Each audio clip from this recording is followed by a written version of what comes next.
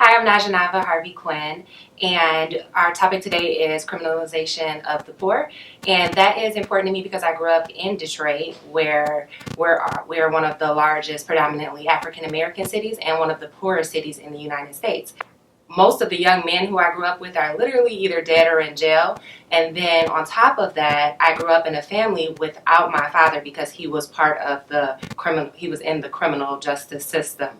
So it's been affecting me my entire life, and today we get to have a conversation of how it is still affecting people and what we're going to do to get past it or what we're doing now. Hi, my name is Victoria Burton-Harris. I'm a criminal defense attorney here in Detroit, and I am happy to be here to shed some light on the criminalization of poverty. This issue means a lot to me because when I was first-year student in law school, I remember taking a trip to the federal prison not too far from Ann Arbor. And I recall asking the warden why the majority of the prison population was about the exact opposite of what the national population was. And what that means is we make up about 13% of the population in America, black folks, yet the numbers were quite high for people of color in the cages in that federal prison. So high, I believe the warden told me the percentage was in the 90s. And so that was troubling to me and has been ever since that first year of law school. And I, from that day, decided that I wanted to spend my career delving deeply into that issue of why people of color and poor people are incarcerated at such alarmingly high rates. And I wanted to be a part of the solution and not a part of that problem. Okay, so Victoria, we have these questions here, and I just want to dive into them. When people discuss criminalization of the poor, what does that really mean? Oh God, that's such a loaded issue that you really got to break it down and realize that when you say poor, you're not just speaking of people who don't have jobs or people who are homeless. There is a term, functional poor. And you may not live paycheck to paycheck, but if you miss two paychecks, just like we experienced during the federal shutdown, where Right. folks were realizing, wow, I was two paychecks away from being poor. You were already poor. Mm-hmm. And it was designed to be that way. And when you talk about the criminalization of the poor, you're talking about penalizing the way poor people live and the way that they survive, telling them the way that they live is illegal. Mm-hmm. And that is problematic in and of itself because but for poverty, these folks wouldn't live like this. They wouldn't make the choices that they make, and therefore they wouldn't be entangled in the criminal justice system. What impact does criminalization have on the community, the city, the children, and the family of those criminalized? It's a domino effect. When you criminalize behaviors of predominantly poor people or black and brown people, what you're saying is, I am blackballing you from Mm-hmm. society. Your income determines where you live, Mm-hmm. right? And where you live determines where your children go to school. And where your children go to school oftentimes determines their next path. And so what that means is when you look at poverty, if people don't have a lot of money, they're typically not living in neighborhoods that have many resources, right? Mm-hmm. They have been sectioned off from society. So we have these communities many decades ago, Black Bottom. We had a lot of black communities. Many were thriving, but many were just poor, right? Mm-hmm. And so society is fine with that. You stay over there where your people are and where I believe you should belong. Sectioning off. Right. Yeah. I've sectioned you off, right, because of poverty or your income or lack thereof. Mm-hmm. And so when you have that sectioning off, you section off those children. Those children oftentimes are mimicking behaviors that they see the adults in their community engaging in to survive. They don't realize they're doing this out of necessity. That's just what they know. Mm-hmm. And they grew up they grow up following the same footsteps, making the same decisions that are not always good decisions and certainly are not always legal decisions. Right. And so our government pounces on that and says, aha, I caught you. I got you doing something that I said was illegal. And now I get to put you in this system. Mm-hmm. Now I get to collect money off of you in terms of bail, in terms of fees.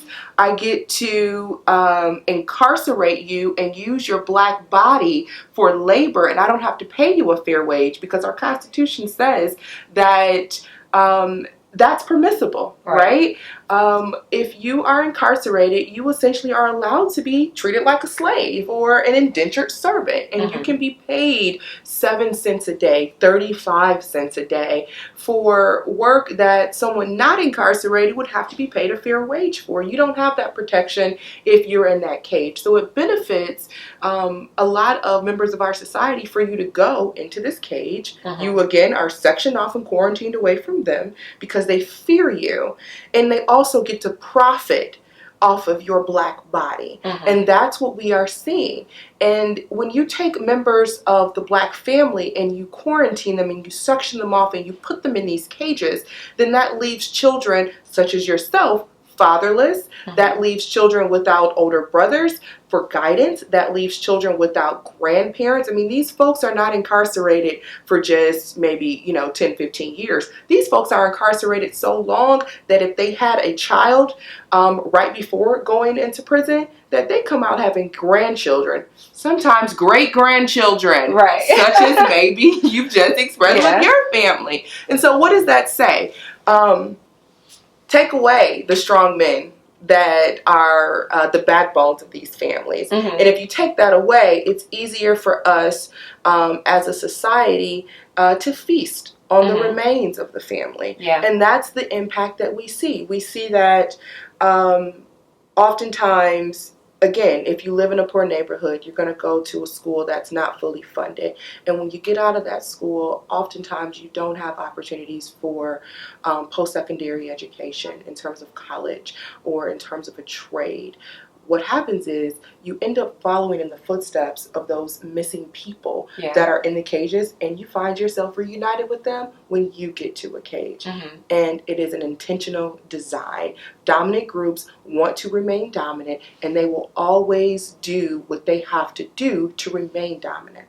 Okay, so earlier you mentioned social dominance. For those of us who aren't scholars in the subject, can you break that down for me a little bit? I can, and I'm also not a self-proclaimed scholar, so I have some notes that I'm going to refer to. Okay. Social dominance theory is a theory that essentially lays out how individuals of the same species compete for resources. And we break that down into group-based social hierarchies, and there are 3 of them. The first being age, adults versus children. The adults are the dominant group, the children are the subordinate group. Gender, we know who the dominant group is there. And then the arbitrary set, which is culturally defined and based on ethnicity, race, etc. So like the stereotypes, basically. Yes. Legitimizing myths.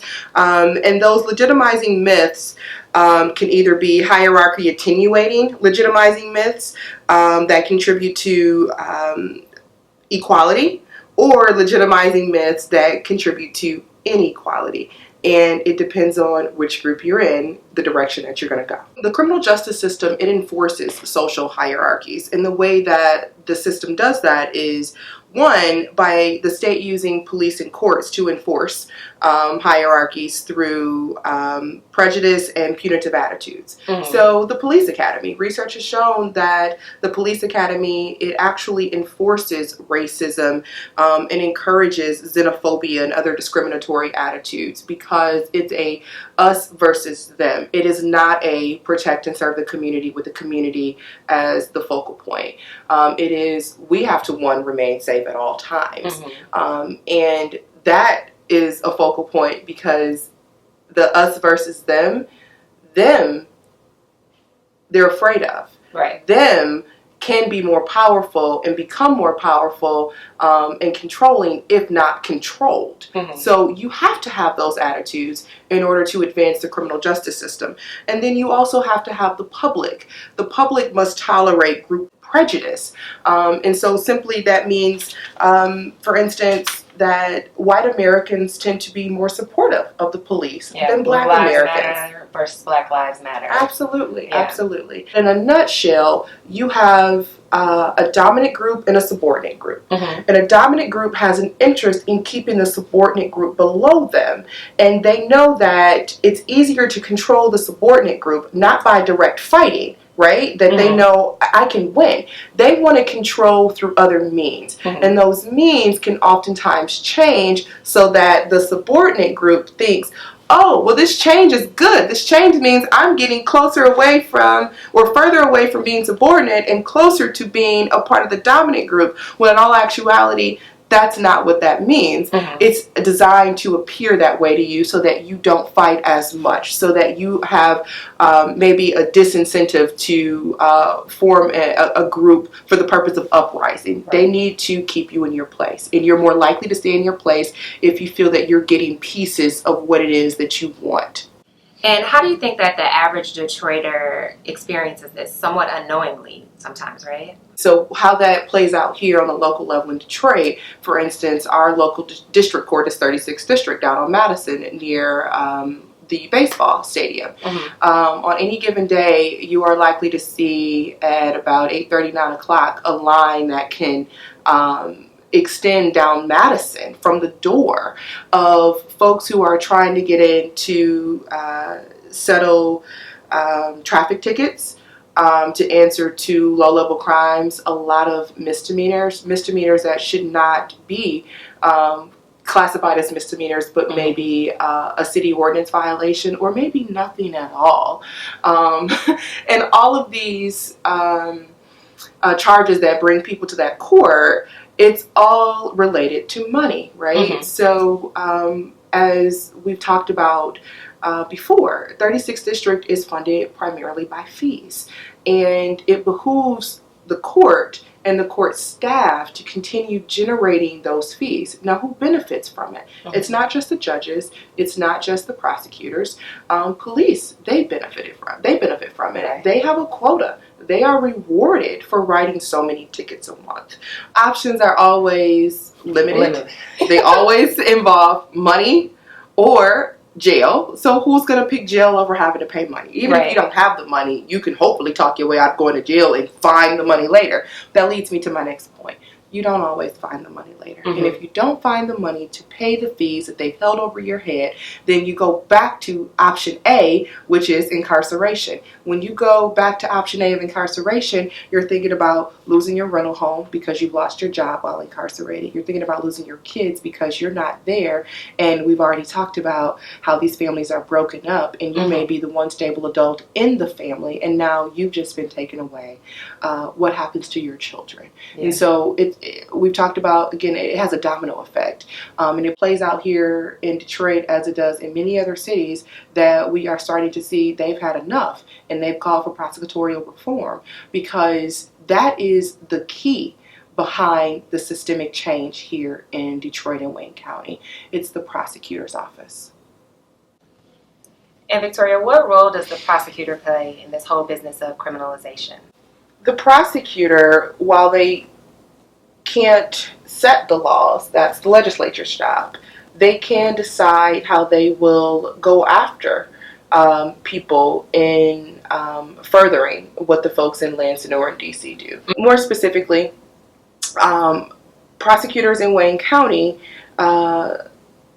assistant prosecutors, they don't have a lot of leeway in dismissing charges that they feel, hey, I'm the one that comes into contact with the defendant, with the police report, the file, and so I know the facts better than maybe the head honcho prosecutor. Yet the head honcho prosecutor is the one, or one of her staff right beneath her, they're the only ones who have the authority to dismiss.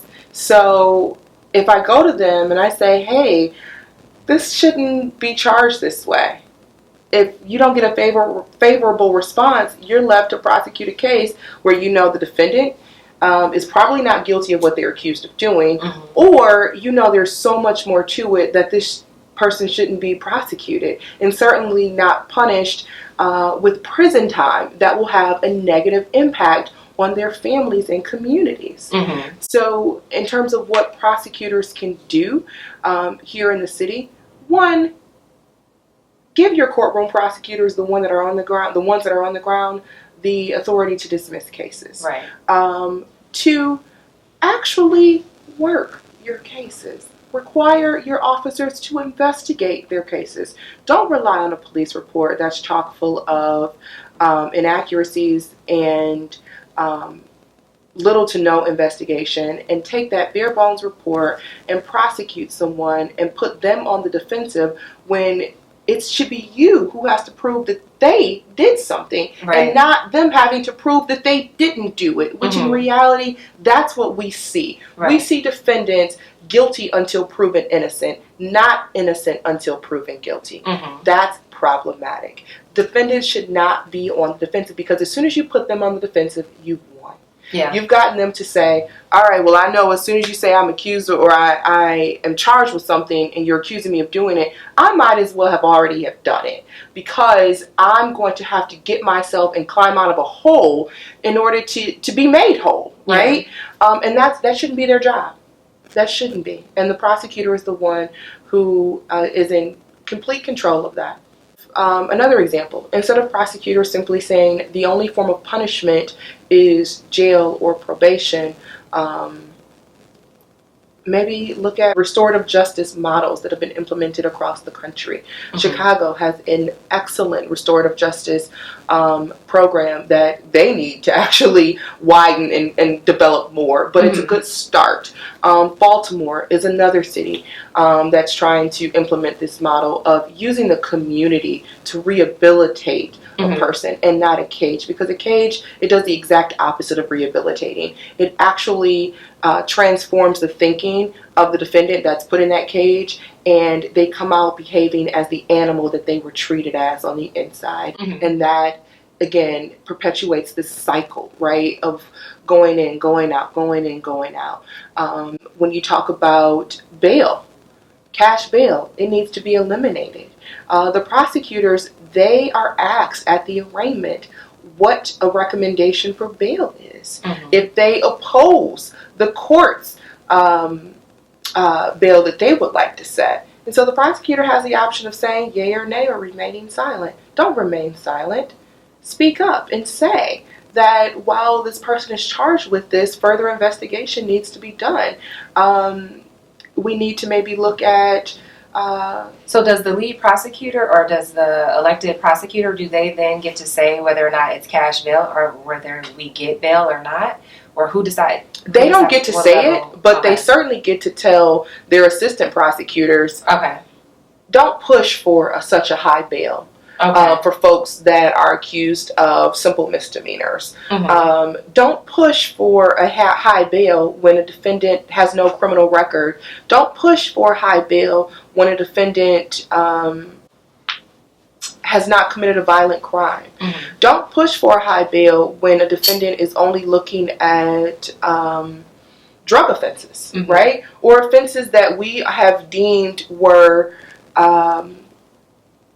behaviors out of necessity, right? So a deeper analysis needs to take place on the prosecutorial side so that we can come together as a community and eliminate cash bail. They don't set cash bail, nor can they eliminate it on their own, but they truly are a big part of that problem or solution, depending on how you look at it.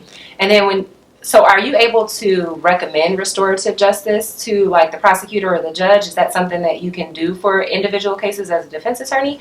Or how is that even introduced to our systems? That requires defense attorneys, judges, prosecutors, the victims, the defendants. Everyone has to be on board with saying, you caused a problem in society. We need you to be rehabilitated. We need to figure out why you did that. We need to figure out how we can address the reasons behind your behavior. And then we need to look at how to make the victim whole. So, for instance, a victim in a criminal case is not made whole by you going to prison. They gain absolutely nothing. You learn nothing by going to prison, except for maybe how to be a smarter and better criminal. Some people get their degrees in there. Yeah. They do, but they get that degree, and to be quite frank and honest, it doesn't mean very much when they come out because they are still stamped with that scarlet letter, right? Right. They still have a felony on their record. And with that felony, you are, again, sectioned off and blackballed. You can't participate in our society as we know it because you're one of those. You have the F. You can't work with us. You can't live with us. You can't get federal funding to go to school with us. We need to keep you beneath us. And thank you for falling into one of our many traps, because now you are permanently kept beneath us. And you're just one less person we have to work hard to keep in your place so that you don't become more powerful and replace us. So what do you think that prosecutorial reform, how could it change Detroit and Wayne County? So our prosecutor, whomever he or she will be in the future, can, for instance, decide that homeless folks will go a different route instead of the traditional path through the criminal justice system, just simply because they're homeless, acknowledging that poverty should be treated differently instead of criminalizing it. We have a veterans court currently. Okay, we have a drug court. Having a court simply for our homeless, which we are starting to do on the local city level in 36th District, but that doesn't affect our county and our felony docket, which is a county level docket, right, under our county prosecutor. And so the possibilities are endless, realizing that you have the ability to not prosecute certain behaviors. You can say, yeah, sure, it's criminalized and it's illegal, but I'm not going to waste my time prosecuting those type of low-level offenses because it drains my budget and I have better things to do with the few resources that I have. I actually want to help rehabilitate these folks. I want to go out into the community and talk to activists and organizers and our elders and some of our nonprofits that are in the community and talk about restorative justice, what that looks like, and the role that the community plays in restorative justice, and realize that as the prosecutor, you don't have to be the only one that hands down justice. You actually can be a part of a solution that involves everyone, all players on the local level, in the community, and on the government level. And so then for our last question, what could the average person, the average Detroiter do to stop the criminalization of the poor? So I have a quote that I brought by Azada Shakur.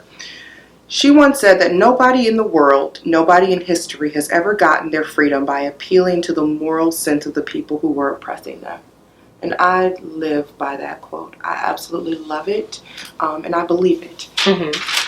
And that's what I implore the community to do, and to realize that they have the true power, that we should not be excited and satisfied and become complacent with the small little nuggets that we think we're being given by the dominant group. We need to say, no, we are fighting for permanent change, and we are fighting for systemic change, not just for us, but for all that look like us, for all that come after us. We want our community to be made whole. We don't want to be sectioned off. We want a seat at the table. And in order to have a seat at the table, that means we need to educate ourselves. We need to work collaboratively together. And that's the folks in the courtrooms need to work with the folks on the ground, our activists and our organizers. The different members of our community need to come together and realize that in order to advance, we're going to have to not just educate ourselves and work collaboratively, but we're going to have to put the people in power who have our best interests at heart, and not the ones who say it during election season or right before a campaign begins, but the ones that have the demonstrated work history, the ones who their work speaks for them. We as a people need to, one, realize we have more power than we think we have, but we only have that power collectively. And we have to be strategic in how we use that power.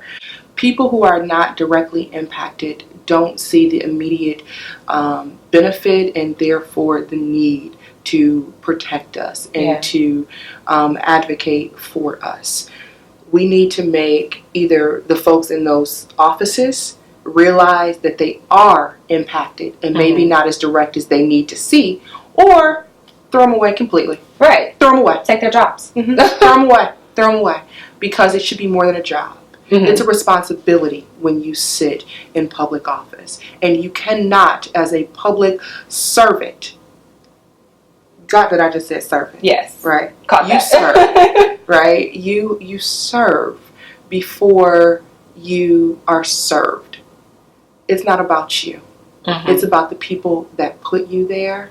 And it's not even the people that necessarily put you there that voted for you, because that's, I think, a different mentality. Yeah. You work for everybody, but quite frankly, you should be working the hardest for those that are voiceless, that are weakened by the system that you are a part of now, right? I'm a part of the carceral state.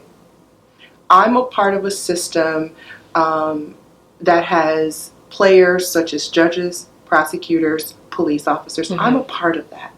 I benefit from this system. Lawyers, we get paid to do what we do. I have a responsibility as a part of this system to advocate for those people that will never ever be afforded the privilege that I have. And I think that we need to implore our elected officials to have that mentality. But I think we also, in realizing that we need to implore them, we have to accept that that is the first problem.